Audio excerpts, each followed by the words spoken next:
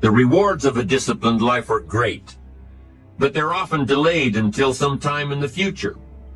The rewards for the lack of discipline are immediate, but they are minor in comparison to the immeasurable rewards of consistent self-discipline.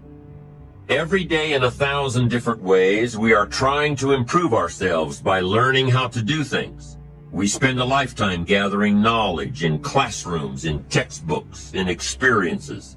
Now, if knowledge is power, if knowledge is the forerunner to success, then why do we fall short of our objectives? Why, in spite of all our knowledge and in spite of our collective experiences, do we find ourselves aimlessly wandering, settling for a life of existence rather than a life of substance? While there may be many answers to this question, the fundamental answer is the absence of discipline. Applying all that we know. That's the key word, discipline. Self-discipline. We might add one more word here, consistent. Consistent self-discipline. Better than knowledge is applied knowledge. And once we've applied our knowledge, we must study the results of that process. Apply our knowledge, study the results. Refine our approach. Finally, by trying and observing and refining and trying again, our knowledge will inevitably produce worthy results, admirable results. And with the joy and results of our efforts, we continue to apply, to learn, to observe, to fuel our ambition with the positive reinforcement of continued progress. Pretty soon, we'll find that we're swept into a spiral of achievement, a vertical rise to success. But for this whole process to work for us, we must first master the art of discipline, self-discipline, consistent self-discipline. It takes consistent self-discipline to master the art of setting goals, to master the art of time management, to master the art of leadership, to master the art of parenting and relationships. If we don't make consistent self-discipline part of our daily lives, the results we seek will be sporadic and elusive. It takes a consistent effort to truly manage our valuable time, or we'll be consistently frustrated. It takes discipline to conquer the nagging voices in our minds, the fear of failure, the fear of success, the fear of poverty, the fear of a broken heart. It takes discipline to keep trying when that nagging voice within us brings up the possibility of failure. It takes discipline to admit our errors and recognize our limitations. The voice of the human ego speaks to all of us. Sometimes the voice of ego says that we should magnify our value beyond our results. It leads us to exaggerate, to not be totally honest. It takes discipline to be totally honest, both with ourselves and with others. Be certain of one thing: every exaggeration of the truth, once detected by others, destroys our credibility and makes all that we say and do suspect. As soon as a business colleague figures out that we tend to exaggerate, guess what? They'll always think we exaggerate, and they'll never quite hold us in the same regard again. Never. It takes discipline to change a habit, because habits are formed a little bit each day, every day, every day. Once habits are formed, they act like a giant cable. They act like a nearly unbreakable instinct that only long-term disciplined activity can change. We must unweave every strand of the cable of habits slowly and methodically, until the cable that once held us in bondage becomes nothing more than scattered strands of wire. It takes the consistent application of a new discipline, a more desirable one, to overcome one which is less desirable. It takes discipline to plan. It takes discipline to execute our plan. It takes discipline to look with full objectivity at the results of our applied plan. And it takes discipline to change either our plan or our method of executing that plan if the results are poor, It takes discipline to be firm when the world throws opinions at our feet. It takes discipline to ponder the value of someone else's opinion when our pride and our arrogance leads us to believe that we are the only ones with the answers. Now, if discipline is the key word and if discipline is the key action, then what exactly is discipline? One good answer might be that discipline is a constant human awareness of the need for action and a conscious act by us to implement that action. If our awareness and our implementations occur at the same time, then we begin a valued sequence of disciplined activity. Now, here's the other side of discipline. If there's considerable time that passes between the moment of awareness and the time of our implementation, then that is called procrastination. Doing it tomorrow instead of today. Procrastination, an almost exact opposite of discipline.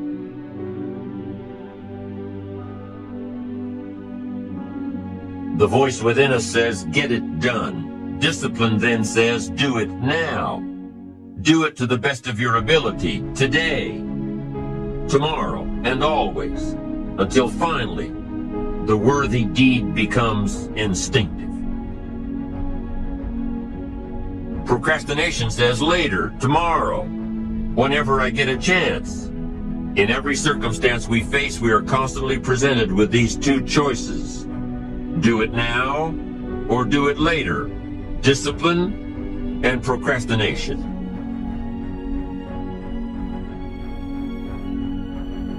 A choice between a disciplined existence bearing the fruit of achievement and contentment or procrastination. The easy life for which the future will bear no fruit, only the bare branches of mediocrity.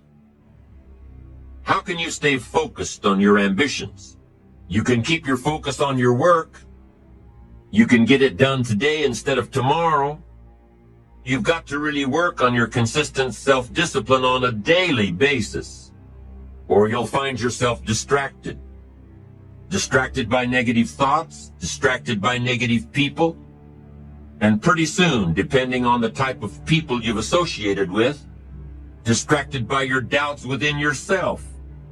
Never underestimate the power of influence and associations, and never underestimate the power of your own consistent self-discipline. Now let's take a closer look at discipline, at the 3 steps to becoming disciplined. First, true discipline is not the easiest option.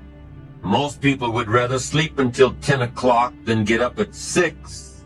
It's easier to go to bed late, sleep late, show up late, leave early.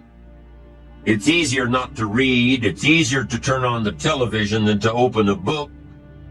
It's easier to do just enough than to do it all. Waiting is always easier than acting. Trying is always easier than doing. Imagine what life would be like if we didn't have to make our bed in the morning, or keep our garage clean, or pay our taxes, or show up for work tomorrow. Wouldn't it be fascinating if we didn't have to do these things? Wouldn't it be fascinating? What do you suppose would become of us? You're right. Not much. For whatever the reason, the system we live in and contribute to is designed to make the easiest things in life the most unprofitable.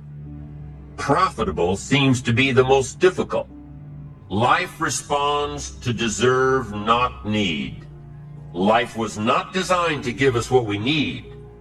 Life was designed to give us what we deserve. What we deserve. Once you understand that little life principle in your own self-interest, I'm telling you, it's life-changing. The ancient law does not go like this. If you need, you will reap. No, it doesn't work that way. A lot of people out there are hoping it works that way, but no, it doesn't. The ancient law goes like this. If you plant, you will reap. If you sow, you will reap. Somebody says, well, I really need to reap. well, then you really need to plant in your own self-interest. Your own self-interest needs to be educated in how to plant, how to do it so everybody wins, because life doesn't respond to need. You can't go to the soil and say, I need a crop. The soil just smiles at you. And here's what the soil says: don't bring me your need, bring me some seed. Bring me some effort, bring me some discipline, bring me some interest, bring me some service. Bring me these things and I'll return to you multiplied by 2 times, 5 times, 10 times. You can't come with need. You've got to come with seed. You've got to come with willingness. You've got to come with skills. You've got to be willing to learn, willing to change, willing to grow, willing to put yourself out, willing to stand up to the bad weather, willing to pull out the weeds, willing to nurture. That's the only way you get a return. Aristotle, back in 350 BC, came up with a principle that changed the world, and it was called the Principle of Causality, or today we call it the law of cause and effect. In the Bible, they call it the law of sowing and reaping. Sir Isaac Newton, the great physicist, called it the law of action and reaction. And what it says is that for every effect in your life, there's a cause or causes. If you can be clear about the cause or the effect that you want, and let's say the effect that we want is to double our income and then to double it again. All right. So what do? Well, you find someone who's earning twice as much as you in your field, and you go to them and you ask them, how is it that you're earning so much money? And remember, everybody who's earning twice as much was at one time earning half as much. And then they started to do certain things, and now they are earning twice as much. And it's no miracle. And so find out what the top people are doing and develop the habit of doing the same things over and over. And soon you'll be earning the same amount or more. That man that gave me the initial advice, which opened my eyes to the whole idea that you could learn any skill by following proven success methods, that man was working for me a year later, and I was earning more money than he was, because he was very successful, but he had leveled off and stopped growing, stopped learning, stopped practicing new skills. So what I did is exactly that. I just kept learning and learning and learning. Now, the rule is that if you do what other successful people do, you'll soon get the same results. What is your most valuable asset? In terms of everything you own in your life, what's the most valuable thing you have? You know, an asset can be defined as something that is worth cash, or that has cash flow, or that can be turned into cash that generates cash flow.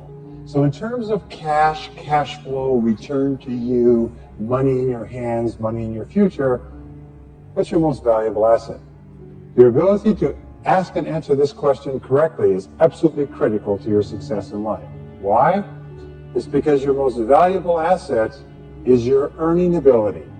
Your most valuable asset is your ability to earn money. And when I first heard that, I thought, well, it's my house or my car or my bank account. No, your most valuable financial asset is your earning ability. It's your ability to earn money. Your ability to earn money is the most precious thing you have. You could lose your house, your car, you could lose your job, your industry, you could move across the country, but if you still have your earning ability, which resides between your ears, you could go out and get a new job and start pumping tens of thousands of dollars a year into your life. Your earning ability is the most valuable thing you have. It's taken your whole life for you to develop your earning ability. All your education, all your experience, all your knowledge, all your work at all your different jobs, all your lessons, all the things you've learned is to develop your most valuable asset, your earning ability. Now, the very fact that I've told you this and that you now know it puts you in a separate category, because most people can't answer that question until they understand it. You see, this is worth tens of thousands of dollars to you.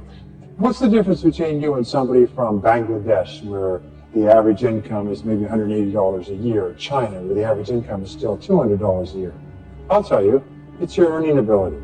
You have the capacity, multiplied times the resources of the American economy, to earn one of the highest standards of living ever imagined in the history of mankind because of what resides between your ears. Now, isn't it worth taking good care of that? Isn't it important that you upgrade it? Isn't it important that you analyze it and define it and decide what it is today and where it's going to be tomorrow? Absolutely. Men and women who are great successes in our society are not people who stand there waiting for things to happen. They are people who deliberately take steps to increase and maintain the value of their earning ability. Aristotle said, "We do not act rightly because we have virtue or excellence, but rather we have those because we've acted rightly. We are what we do and how we do what we do, but what we do and how we do what we do are matters of personal choice. We are the only creatures on the planet Earth with a choice as to what we do and how we do it. And saying yes can lead us to excellence. Yes, I will do that to the very best of my ability, and doing it well repeatedly will lead to the habit of excellence. Excellence is a wonderful way to say yes to life. Excellence invariably brings us joy." Just as self-discipline is the key to success, the lack of self-discipline is the major cause of failure, frustration, underachievement, and unhappiness in life. It causes us to make excuses and sell ourselves short. Perhaps the two biggest enemies of success, happiness, and personal fulfillment are first, the path of least resistance, and second, the expediency factor. The path of least resistance is what causes people to take the easy way in almost every situation. They seek shortcuts to everything. They arrive at work at the last minute and leave at the first opportunity. They look for get-rich-quick schemes and easy money. Over time, they develop the habit of always seeking an easier, faster way to get the things they want, rather than doing what is hard but necessary to achieve real success. The expediency factor, which is an extension of the law of least resistance, is even worse when leading people to failure and underachievement. This principle says, people invariably seek the fastest and easiest way to get the things they want right now, with little or no concern for the long-term consequences of their behaviors. In other words, most people do what is expedient, what is fun and easy, rather than what is necessary for success.